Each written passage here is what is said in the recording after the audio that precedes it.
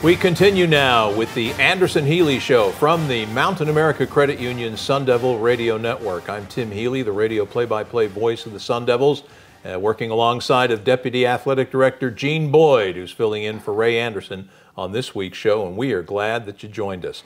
Late next week, the puck is going to drop on Arizona State's 8th season as an NCAA Division I hockey program. It'll also be the Sun Devils' 2nd season in their new state-of-the-art on-campus home, Mullet Arena, and it will be ASU's last season playing as a hockey independent. Starting next year, Arizona State will become a member of the National Collegiate Hockey Conference, playing in the same league as 5 of the last 7 NCAA hockey champions. And here with us this week to preview his 2023-2024 Sun Devil squad and their upcoming move to the NCHC is the architect of Arizona State's terrific up-and-coming hockey program, now in his 16th season overall as head coach of the Sun Devils. Always a pleasure to talk some puck with head coach Greg Powers. Long time no see. How have you been, partner? Doing good, doing good. Enjoyed the summer, and I think the boys are ready to hit somebody else when we play this weekend. That's the phrase I always hear. I know early in football season, ready to hit somebody else, see a jersey in another color.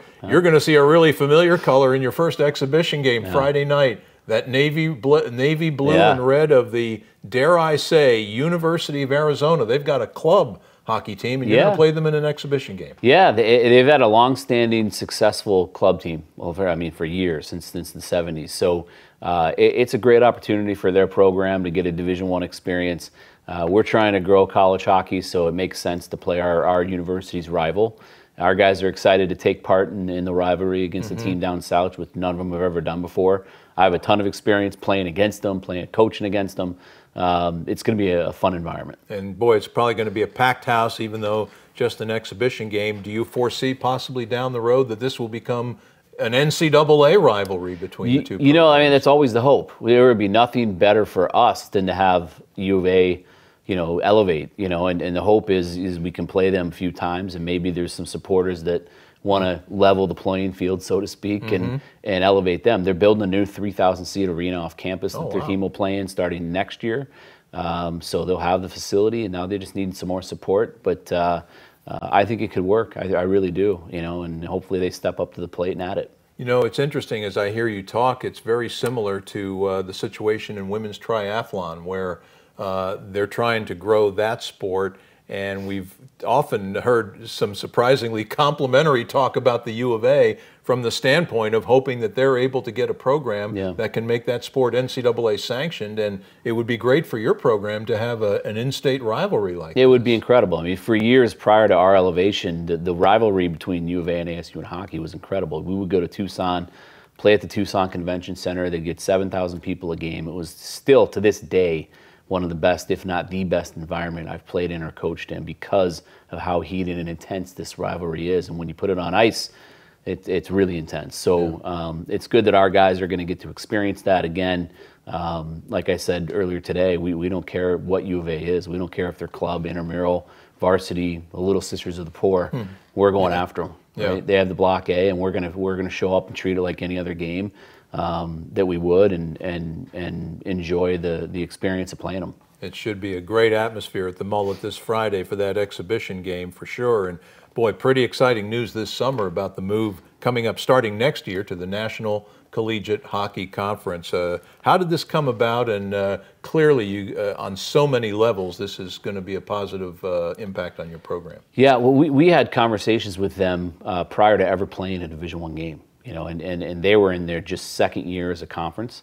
So it really at that point in time in our tenure as a Division I program, we weren't ready. We needed to get our house in order. We needed to get established, get our footing under us and get an arena solved, which we did. They needed to get their house in order as a new conference, and both did. And now it happened. It's a great match. They were looking to expand and picked up a Power 5 institution with a brand new arena and easy access for all their teams and fans to fly into during the winter and to a desirable place. So it was a great fit. They're the SEC of college hockey. 5 of the last 7 national champions have come from that conference. They're a powerhouse. There's no weekends off. And what it's done for recruiting is incredible. It has got it's got us access to kids that we've never had access to before. And with the 2 new coaches that we did hire, one, Albie O'Connell, is known as the best recruiter in college hockey. Recruiting's taken on an entirely different twist since then. Well, to amplify what Greg said, I mean, you look at the lineup. North Dakota won the Frozen Four in 2016. The University of Denver won it in 17 and 22. Minnesota Duluth won the national championship 2018 and 19. They're all in this conference with Arizona State. Yeah, it's a special conference, and everywhere you go is a tough place to play with great crowds, great facilities, and storied traditions. So we're looking forward to being a part of it. And you've had some experience playing some of those teams. In fact, I would venture to say one of your most memorable wins, if not the most memorable win last year, was your 3-2 victory over North Dakota in front of 15,000 fans at T-Mobile Arena in Las Vegas last October 29th, with about 14,000 of those folks wearing North Dakota green. Yeah, it was an incredible experience. We're going to have a guy that scored a goal in that game for us to get us going, Matthew Copperwood, on the show here in a little bit. But it was an unbelievable win for our program, and one that really, can be a program-defining win. They're a program that we were really looking forward to playing, and one of the last that we hadn't played. Like you said, a very storied program with an incredible fan base, and to go up in that environment, in that setting, and beat them the first time we played them is a huge feather in our players and our program's cap. How do you look back on last year? So many layers to it. On the ice, an 18 and 21 final record, though a winning record at the Mullet, 14 and 10. But playing in the new arena and all the excitement that generated. What are your primary takeaways when you reflect back on? Well, I think it was one of the toughest schedules, if not the toughest schedule we've ever had. It was very difficult. So there weren't many weekends off, if any. And really, it was a frustrating year because we had a good team, we had a talented team. We were just a little too young, a little too light, and couldn't stay healthy. And we had more man games missed really in the last 2/3 of the year than the last 4 years combined. Wow. It was to a point where we had to call up a forward from the club team to just have 9 forwards. So it was one of those years. We didn't get a lot of bounces and things go our way, but we did have some really good program-defining wins against teams like North Dakota and Minnesota and Boston College. So some things we can build off of, but we're ready for this year and we're ready to look ahead. Tell us about the team you have assembled this year. How you feel about this bunch? We retooled our roster and really we were really comfortable, even losing guys like Josh Doan and Robert Masters-Simone. We were very comfortable with the skill and the goal scoring that we had returning. We have a Matthew Copperwood who's healthier than he's ever been, and knock on wood, and when he was healthy last, he scored 22 goals as a sophomore. We have a kid like Alex Young, who we brought in from Colgate, who was a 21-goal scorer at Colgate. 20-goal scorers in college hockey are very hard to find. We have 2 on our roster right now, and a kid like Lucas Sillinger, who looks great and transferred to us from Bemidji, had 38 points his last year there.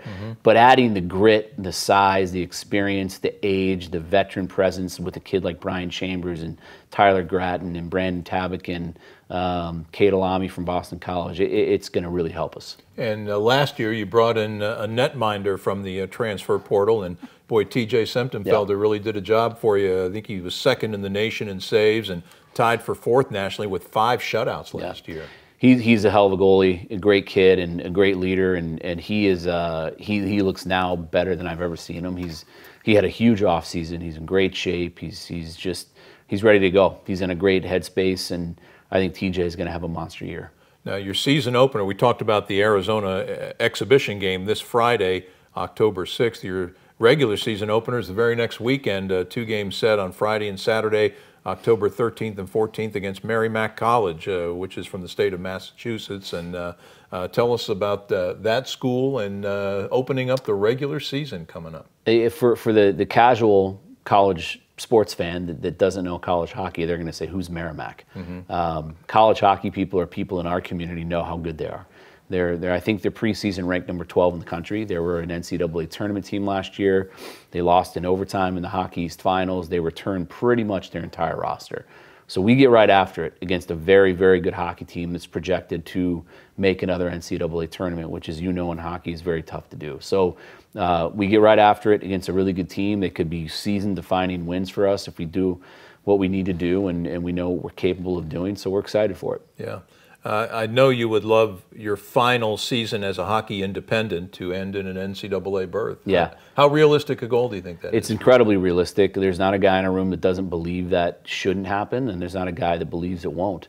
We're wearing this last year as an independent as a badge of honor. We have kids like Kopp who've been here for 4 years and helped us build this program through the independent phase. So this is the final, page of the first chapter of Sun Devil hockey, and we want to end it on a high note. Get back to a tournament. We've proven we can do it. We've done it twice technically, as an independent out of Oceanside. So there's no reason why we can't do it this year. When you go to the conference play, what will the scheduling paradigm be like? Will you play every opponent home and away? Yeah, it'll be, so there's 24 league games a year. We are in a scheduling pod with Denver and Colorado College, so we do home and homes with them every year. So that's an automatic 8 games, and then the rest of the 16 are split up evenly between the teams from the other pods. So you'll get an equal distribution of 12 and 12, but you have a pod of 3 teams. You mentioned Albie O'Connell, one of, 2, I understand, new additions to your coaching staff this year. Talk about the other one. Yeah, Dana Borges, he was the associate head coach at Colgate, young coach, up-and-coming coach. He's going to be a head coach one day. He's very organized, very, very bright, very good recruiter, great communicator, and he's done a great job. We're really lucky to have him.